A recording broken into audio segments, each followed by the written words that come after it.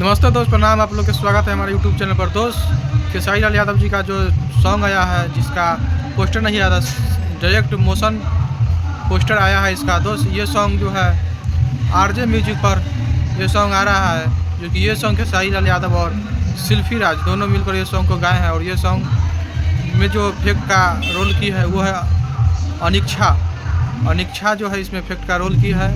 और ये सॉन्ग को लिखे हैं डीके दीवाना।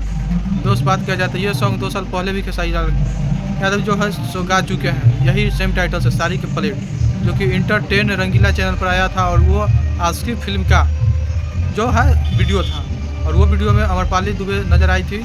और वो सॉन्ग जो है विजय चौहान जी ने लिखे थे।